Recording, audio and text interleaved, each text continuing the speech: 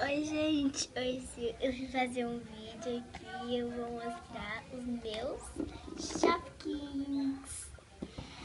Então, eu tenho 20 Shopkins ao total.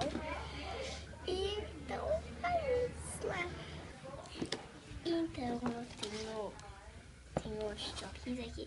Aqui eu guardo meus trash packs e aqui Shopkins. Essa é a sorvetícia e ela é comum. Essa aqui é uma ameixa e eu não sei do que é, porque eu só tenho da série 2, eu troquei com a minha amiga, que era da série 3, esse aqui, daí não sei o nome.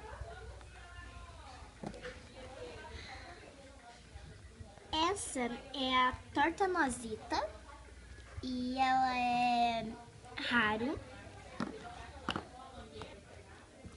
Esse é o churrito e ele é raro.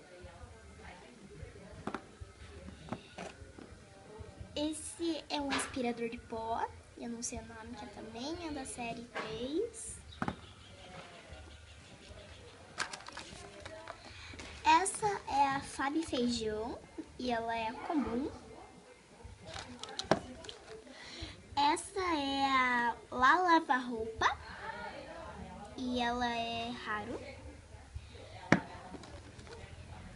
Essa é a Lixeirita e ela é comum. Esse eu não sei o nome, que é da série. Daí, dentro do ovinho que veio do Shopkins, eu guardo os que eu mais gosto, que é ultra raro, edição especial. Também é da série 3, eu não sei o nome. É um diário e ele é edição especial. Esse é uma bolinha de basquete e ela é ultra raro e é da série 3 também. Essa é a Papapinha, ela é da série 2 e ela é edição especial. Essa é a Fraldita e ela é edição especial também. E esses dois que eu mostrei aqui, a Papapinha e a Fraldita, eles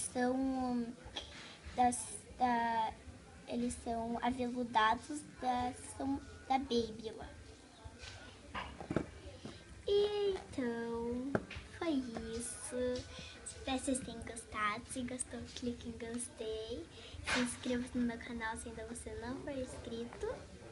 Então, um beijão e tchau!